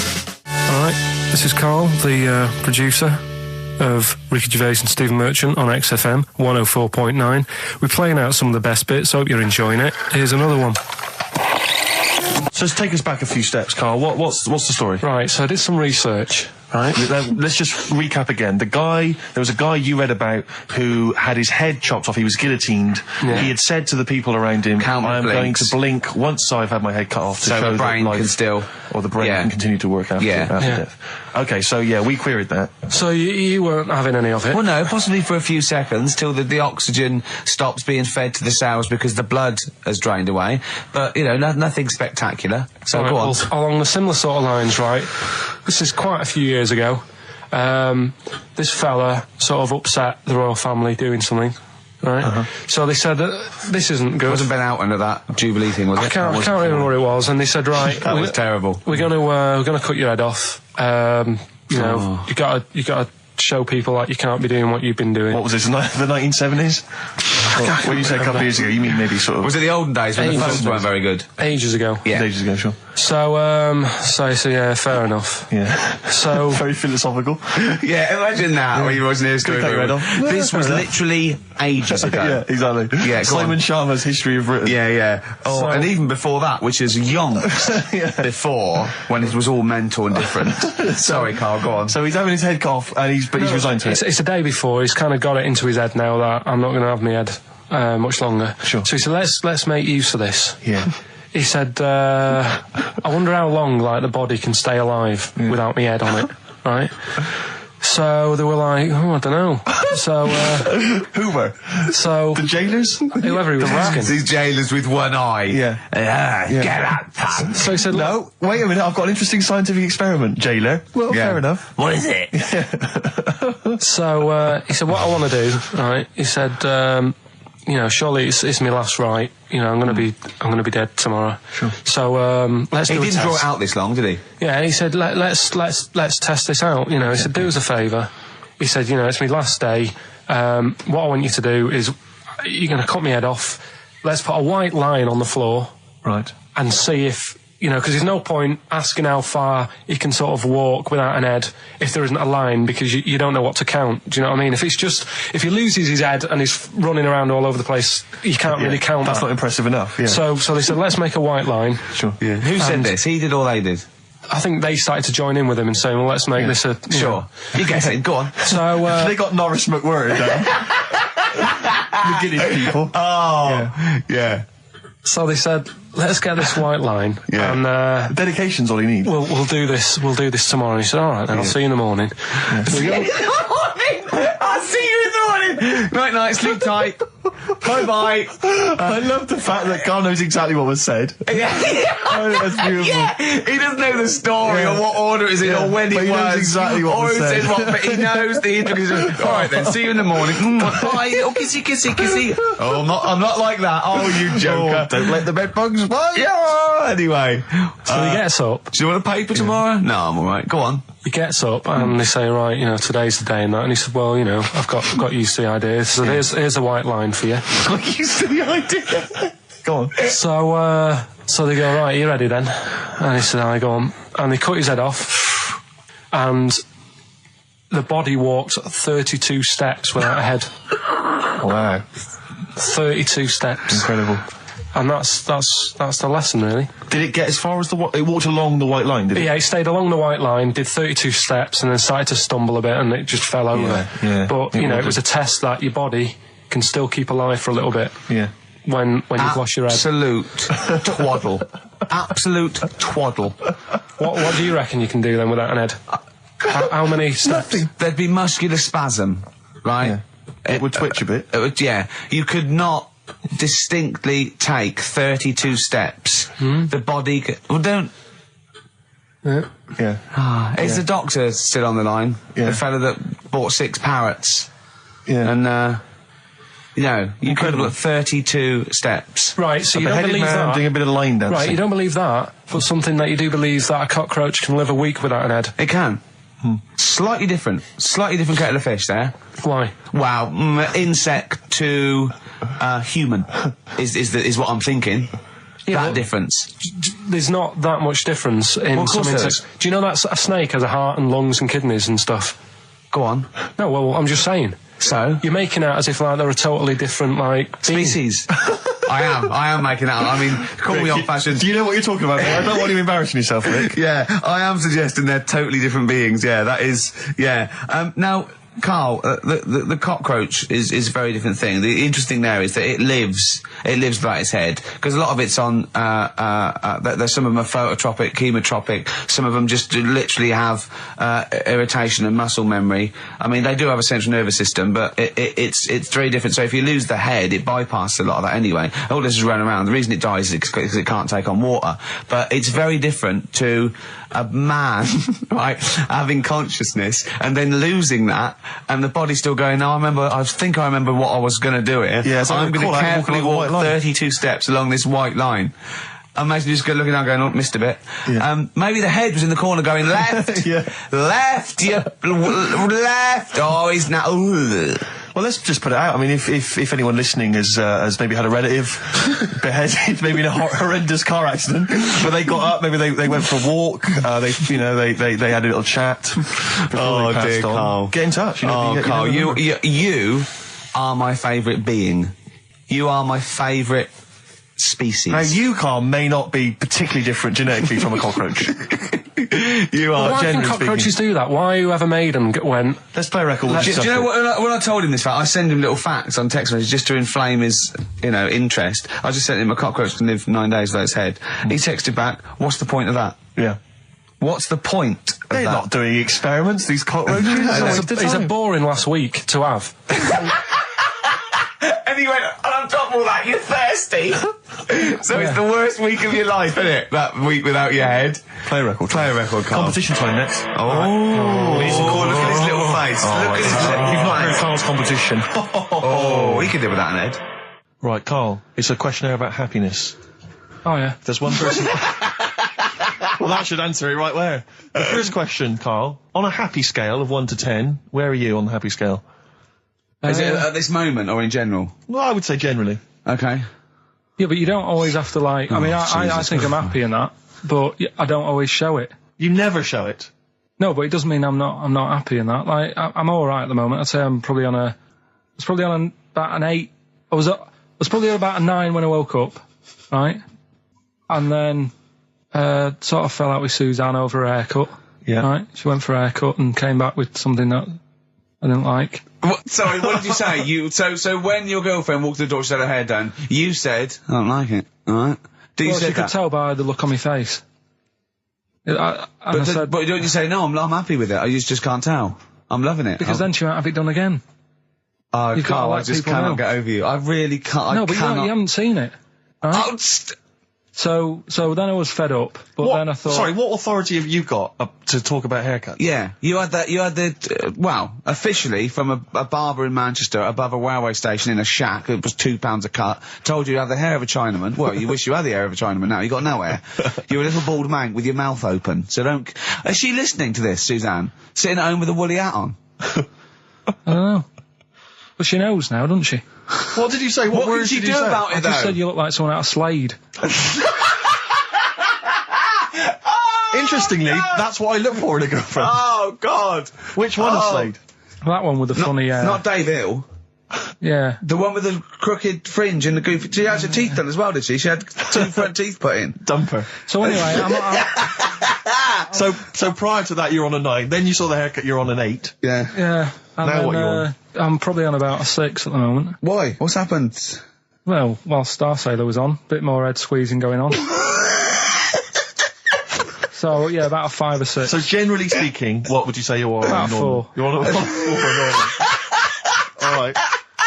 What would you give someone who wasn't very happy? What would you give them? What are you thinking, Carl? Depends why they're not happy. They're low, okay, so what would you give them? I mean, yeah, depends, innit? If it's someone who's just lost their arms and legs in an accident, you don't give them a lollipop. Sure, or some mittens. Yeah. You give them a hat. Yeah.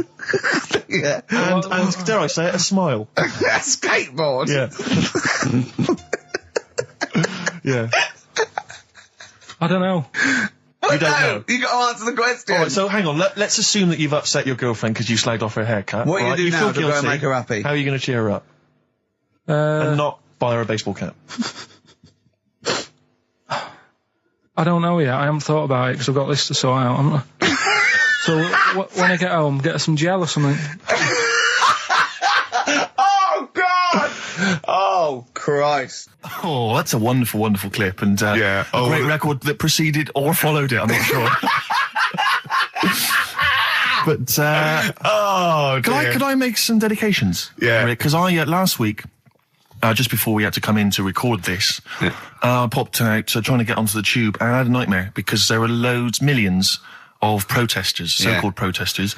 Now, a lot of them obviously doing good work. There was one fella, I think you'd have appreciated it, because I know you are very politically active, and I think this guy has really studied hard, and he's realised the best way to make his voice heard on the international political stage is to ride around on a tricycle wearing a jester's hat. He was really shaking up the bloody government. I wouldn't want to be George W. Bush about now. Not indeed. Once he sees that. Once he sees that guy. Imagine his aides rushing in and going, George W., look at this guy.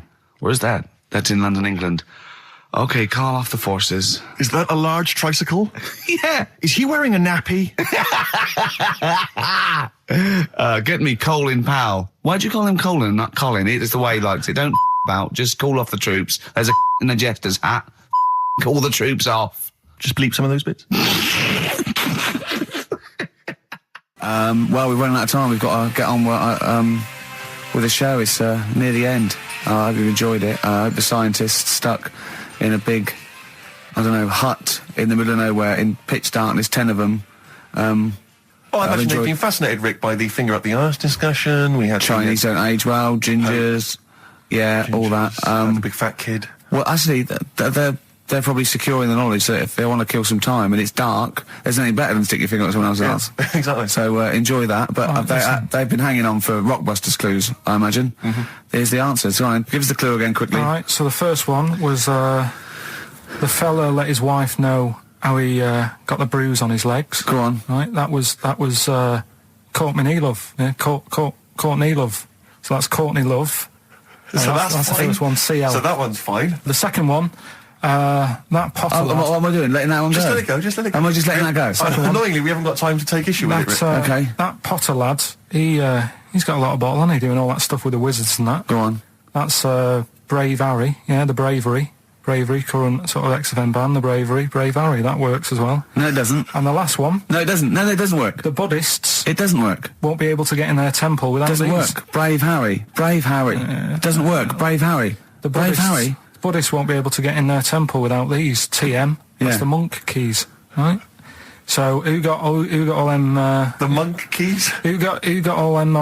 Which band are called the Monk Keys? The Monkeys. Oh, the Monkeys. Yeah, the Monkeys. From their classic first album, Velvet Underground and Nico, which apparently peaked at a disappointing 171 in the US charts. Think of that. And that's obviously Lou Reed, the Velvet Underground, and Waiting for the Man. Yeah, great track. So we were talking, we were doing White Van Man, and we got onto genetically modified babies, but and somehow then Carl started telling a story about someone with a horse, and then he got onto, he was trying to make money selling flowers. Just do the flowers briefly. Well, hang on, I just want to recap slightly. So there was a family, and who had the horse in the family?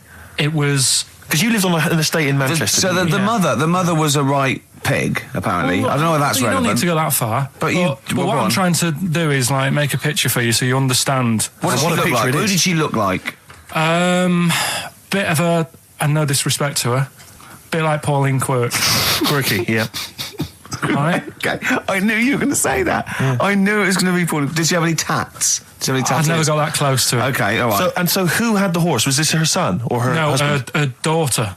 Her daughter had stolen a horse. Yeah, from, I don't know where, I think there was some stables down the road or something. And they kept the horse in the house with them? They kept it in the house. Did they didn't get have it caught? for long. No. Sorry, and you said you were in the house one day and you saw the horse. No, in what there. happened was, I was, they did this thing at school about raising money for charity, right? For some local charity. And they said you can do anything to raise money. And they came out with all these ideas and I thought, that's good. What was the charity? Well, I don't know. I thought, forget the charity.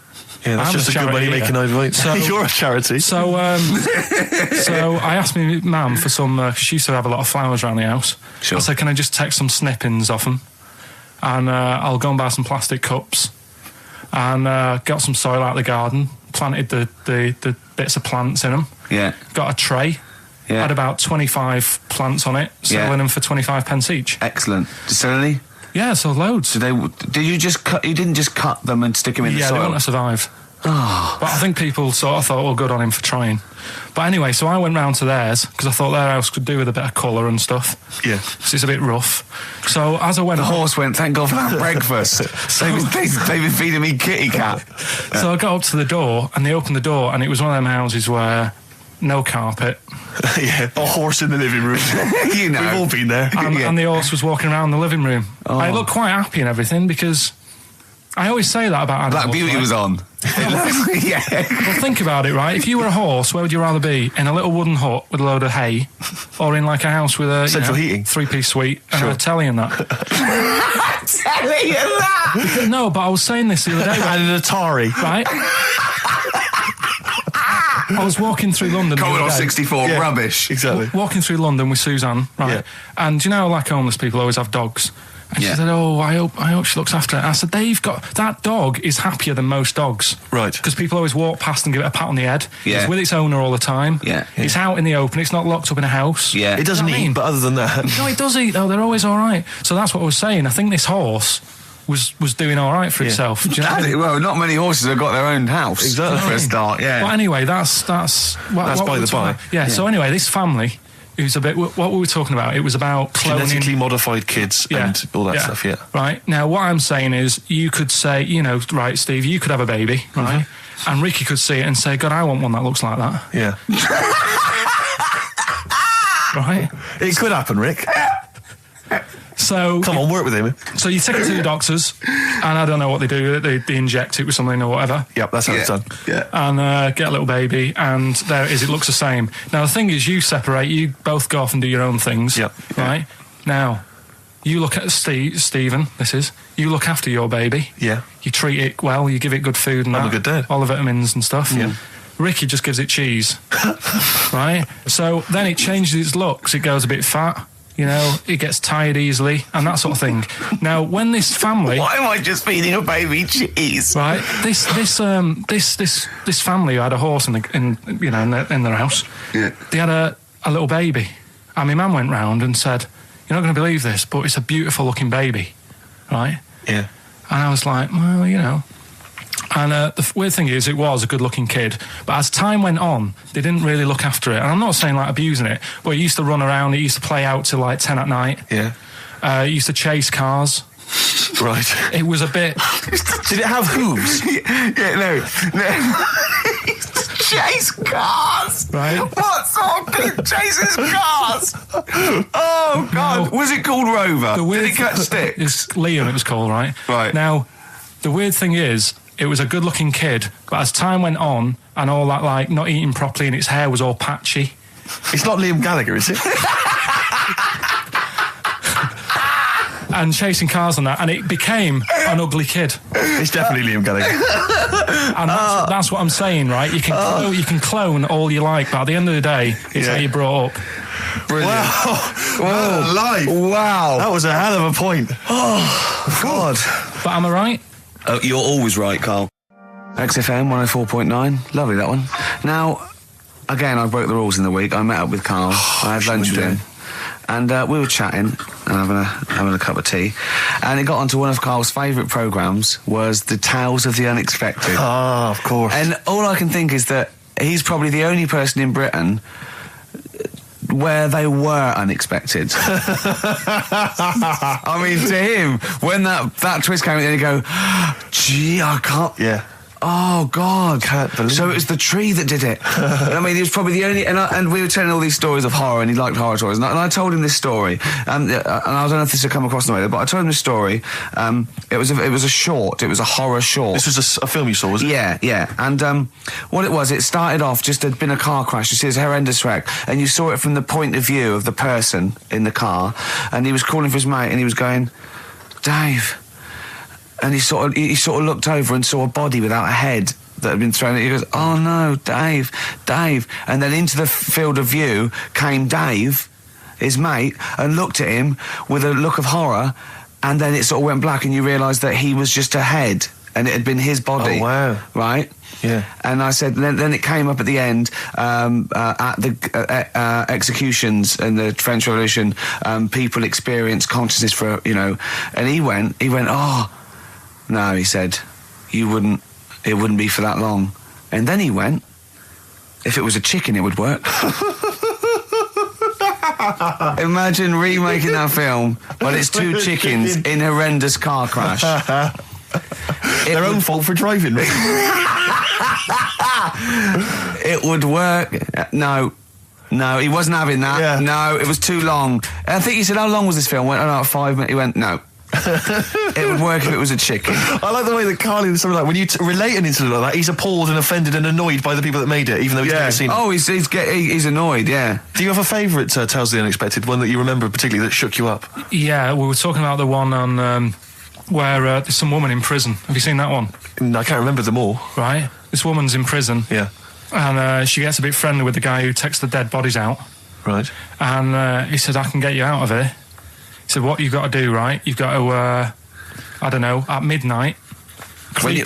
When you hear the bell toll, that means there's been a dead body. Yeah, there's been a dead body. So what you've got to do is go into, like, the place where all the dead bodies are, get in the first coffin on the right, and then I'll come along and carry you out, and you can run away and escape, right? So she goes, yeah, all right, then. So she hears the bell go. I'll bury you, right? And then I'll come back later and dig you up. Right. Yeah, but that's the point. It doesn't matter. It does matter. Trust me, Carl, it really matters. Okay. Listen, I don't know if I'm going to ruin this for people at home. Yeah. Can I just skip to the end? I would imagine that she gets buried and he doesn't come back, and she has to get buried alive. Better than that. So she gets in the coffin, and she's lying there for ages. She's buried. She can feel a bit of movement going on, so she's obviously, being carried somewhere, so she's thinking, this is it, I'm getting out. And she's lying there for ages and thinking, why isn't someone coming and lifting the lid off this? Do you know what I mean? Letting me get out. So she's really bored. She gets a lighter out, right? Lights it to have a look at who she's lying on. It's only the fella who said he'd help escape. Oh. How bad is that? That is... How bad is that? So it is quite important that she's buried alive then, isn't it? In retrospect, you realise that the jeopardy is that she's buried alive and can't get out. Yeah.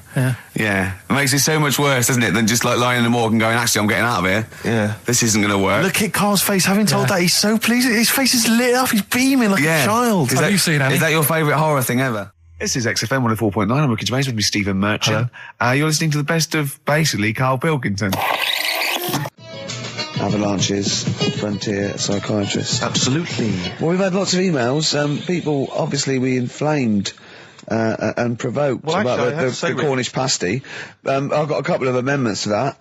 The crusty bit, is actually as a handle, because obviously the miners had dirty hands, and they'd eat all the stuff in the pasty, and they'd be left with this sort of crust, and they could throw that away. Also, someone told us that at one end was an apple, so you have a little sweet as well. Little dessert. So, there you go. You noticed how, over the years we've been doing this, way back when we started XFM, no one ever contributes when we ask about the music, when we ask about hip-hop, or their, opinions on that, anything important. But start talking about pasties. Yeah. We've had about 5 phone calls. Yeah. And someone phoned up to confirm. They used to work for Upper Crust, and basically, Carl got all excited. So it is true. Well, I don't know if it's true. I've read the same sign you did, Carl. Interestingly, there's an email here that says, which basically offers a history of the baguette, and talks about after the revolution, the government decreed that all of France must eat the same bread. and it was up to the bakers to bake this bread of equality. And then Napoleon kind of made sure it was a particular. He kind of set in. Obviously, on the bread you can eat anything you find in the garden: frogs, snails, bits of horse, but squid. the interesting thing is, Rick, that there's no mention of sticking it down your trousers whilst going to war. The French have tried to keep that secret for over 100 years, It was only Steve. the upper crust people. Nearly 200 years, that is a top secret. Somehow Euston Station upper crust got hold of a document, left behind in an old sea chest, possibly Napoleon's, could have been Josephine's. Unfortunately, jotted it down. He's kicking himself now. Oh, Secretary, I cannot believe I left a note. If he talked like that. He did. He did that. Yeah, he talked English, but in a very funny French accent. Do you remember, there was one thing that, talking about funny French accents, you remember Allo Allo? Yeah. Remember, it was on about 5 o'clock in the afternoon, but they still meant, because it was a funny Frenchman, it was that English guy who was posing as a French police officer. It's very complicated. He would often walk by, and I remember there was one where he said, I was pissing by the door when I heard a shit. Oh yeah. Now that's passing by the door. I'm allowed to say that. Passing by the door when I heard a shot. That's what he's saying. I'm allowed to say that at 2 o'clock because I'm just saying I'm talking in a French accent. Yeah. I was pissing by the door when I heard a shit. Yeah. That's fine. Yeah. Because I'm speaking French, Carl. Do you know what I mean? That's the rule. Right, okay, educating Ricky. What have we got? Hairy Chinese kid, go on. Right, yeah. This is the, I didn't want to do this. What do you want to do it? Well, I wanted to give you 3, and I gave you one. It was like the alien man gets a beard or whatever. Yeah, which was total rubbish, so this one should be better, maybe. Hairy Chinese kid. Right, well, we've talked about hairy people in the past. True enough. Haven't we? Yeah. You know, the little kids who grew up in woods and hung around with wolves and that. Yeah, again, you're confusing it. Yeah, they're not, there were some people that were born very hirsute. They were not the people who were brought up with wolves. You just put that together in your Homer Simpson type mind. Right, well, this is like a sort of close to that sort of story. Yeah. But the weird thing is, right, Chinese people aren't that hairy as a nation. No, seriously, that's a well-known fact. They don't have that much body hair and stuff. Okay. So this little kid who was born over there, he was like covered in stuff. Was he? And it was only his nose that wasn't hairy. The rest of his body was caked in hair, right? And his hair sort of. What sort of hair was it? Was thick hair? No, what I mean is, was it sort of like a pony's mane? So he just looked like an Ewok. You know what I mean? Just like hanging down, sort of straight, dark hair. In the picture, it looked like it grows from his eyebrow. It grows from his eyebrows quite thick. And then it just goes all the way over his head. You don't think it was just really long eyebrows that he'd done a comb over? No, it was all over his body. It had a picture of like his back and that. Yeah. And had he styled it? Had he styled it at all? Did he have it a quiff or? No, it was just hanging all over him. Yeah. And they were like, you know, this is a bit weird happening in China, where we're not normally that hairy. That was the scientist speaking there. And the local press and that were getting him down, calling him Monkey Boy and all this. Oh. And thinking Chinese press. But the doctor, yeah. Oh, they're cruel, aren't they? It's like those game shows. well, That's Japanese, isn't it? Yeah. And the doctor said, was Carl talking through all that time while we were just like talking to each other then? Because I turned round and I still saw he was talking. So anyway, the local press came in to see the hairy boy, the monkey boy. and they were like being tight and taking the mickey out of him, and the doctor said, showing him nuts. Said he's only hairy. Said he's a healthy young kid. The only faults he's got is he's got a little bit of eczema and a boil. And he said everybody should just treat him the same, and I think he grew up a healthy kid. Yeah, so that's the That's the end of the story. That's not a story. Why? But I've got nothing. I don't know what to say to that. So someone in China was born slightly hairier than the rest, and he was normal apart from eczema and a boil. That to me isn't a story. But if it is, I've got a million. I mean, it's sort of like bloke from Manchester went a bit bolder than the rest, got a job on radio. He was normal. I mean, that's not a story, is it? So, would you like to start on your to Steve, because I've heard all these. We won't do them all. Well, we'll start off with the Mr. Freeze. Tell Steve the story of Mr. Freeze. This is the first time he nearly died. This is the most serious of the lot, really. So, what it was, do you know, like, don't know if your mum and dad did the same thing, but, like, they do the weekly shopping on like, a Friday. Yeah. So when you got to Thursday, there wouldn't be much stuff left in the cupboard. It'd just be like, you know, your Jacob's crackers and stuff like that. So when they'd been to the supermarket and they came back, I was like, you know, what's that saying? Like a pig in... You know, I loved it. It was like loads of food coming in, loads of biscuits. What is that saying? He nearly said pig in shit. Right. Is that the saying? Yeah. Right. So yeah, all this food comes in. Thank God he didn't. Otherwise he'd have been in trouble. That's true enough. Because he's culpable for our actions, because he's the producer. So technically, that twat's in charge. Go on. Right, so anyway, so there's loads of food, and I'm like, oh yeah, look at this, and chocolate biscuits, and, you know, penguins and stuff. Bacon. And bacon. Just in case, you never know. So anyway, my mum and dad's putting the food away. Me and our kid are like, he's already grabbed something, gone back upstairs. It's like feral children. it's like a quest for fire. And then they run upstairs. What did he just sit under the bed, gnawing at some sort of pig's trotter?